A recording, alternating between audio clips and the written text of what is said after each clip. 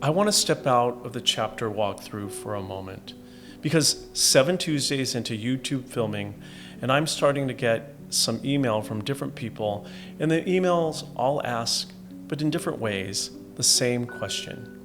Hey Leo, I love the ideas. I watch your videos a couple of times. I quote what you say to my husband. I am, in a real way, changed by them, but at certain times when my boss puts something in writing that is unfair, and my chest tightens and my jaw locks and I want to write a sentence I will regret, what am I actually supposed to do? That's all a fair question. That is the only question, really. Insight without practice is a hobby. The book is deliberately not a hobby. So this week, before we get back to the days, I want to walk you through the practice I built into every chapter and every class. I call it PRE. Pause, remember, experience. It is 3 words. It takes less than a minute. I have watched it work in classrooms, in hospital rooms, in airports, in front seats of cars after a difficult phone call, and most often, embarrassingly, often in my own kitchen. I will tell you exactly how it works and exactly what it looks like in real life. Pause. The first move is the only move most of us never make. When the challenge arrives, the body reacts before the mind catches up. We are about a half second behind ourselves. The shoulders rise, the breath shortens, the jaw tightens, the hand reaches for the phone. By the time we know we are upset, we're already 3 sentences into the email we're about to send. To pause is to interrupt that automatic cascade for just long enough that the cascade is not in charge. It is not a deep breathing exercise. It is not a 5-minute meditation. It can be 1 full breath. Sometimes I can't even manage that. Sometimes the pause is just the act of putting both feet flat on the floor and feeling them there for the count of 2. Sometimes it is putting the phone face down. Sometimes it is whispering to no one, just a second. The point of pause is not to calm down. The point of pause is to recover the half second of authorship that the reactivity stole from you. You're not yet doing the work. You are just refusing to do the unwork. Step 2, remember. This is the move that does almost all the heavy lifting. To remember is to bring back into the foreground the single sentence the whole book is built on. And it's that I am perfectly whole and complete, and nothing in this moment is changing that. You may not feel it, that's fine. Feeling it on demand takes practice. You are simply naming it, the way a person who has lost their keys says when they're locked out of their house.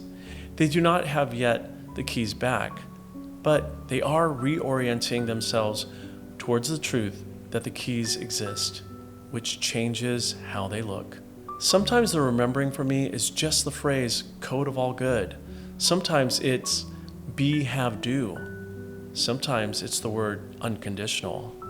Whatever your version is, you only need one sentence the mind can reach for the way a hand reaches for a railing in the dark. The railing is not the point. The railing is what lets you walk down the stairs without falling. And then lastly, experience.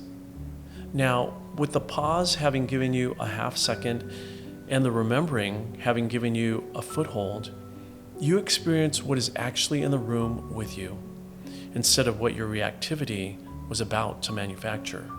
Experience is not visualization. It is not imagining a peaceful breach. It is simply allowing the moment to be what it actually is, undecorated. The email is still there, the boss is still wrong, the relative is still being difficult, the diagnosis is still real.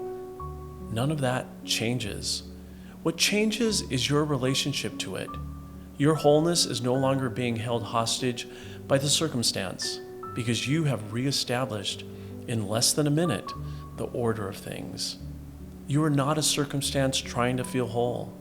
You are wholeness having a circumstance. That order matters more than anything else I have ever taught. Here is what pre looked like for me just last Tuesday at the supermarket. I was in the express line. You know, the one where you can only have 10 items? Well, the woman ahead of me had 32 items. I know. I counted twice because I was preparing my case about being right. The cashier was new and slow. The man behind me was sighing audibly. Everything in me wanted to perform a small, righteous indignation that would have satisfied no one. Instead, somewhere between her 10th and 11th item, I noticed my hand was clenched on the cart. I paused. I put the hand on the cart loosely. Then I remembered, I'm perfect, I'm whole, I just forgot. Next, I experienced. I looked at the cashier, who was about 19 and visibly frazzled, and smiled, communicating to her that all was good. She smiled back. The line moved when it moved. In the scheme of things, I lost only about 90 seconds. I would have lost a lot more time, like 45 minutes, with the drama I wanted to share with everyone and anyone that would have listened. That is the entire pre-practice. 3 words, less than a minute. The smallness is the point. Anything bigger would be too expensive to do 20 times a day, and you will need it 20 times a day. The book ends every chapter with a guided pre-meditation because I wanted the practice to live in your hand, not in your head. This week, go out in the world and take the tools of pre with you. Pre is always available in any circumstance, in between the version of yourself you walked into the room as and the version of yourself you would like to walk out as. Press the like button and share this video with all those who would benefit from it. Don't forget about the Perfectly Whole Book Substack that supports a little deeper and is there as a refresher whenever you may need it. As well, check out our Instagram. And lastly, the book launches on August 25th. You can purchase it through the website at perfectlywholebook.com. See you next Tuesday when we return to the days of the book. Until then, you're perfectly whole. You just forgot.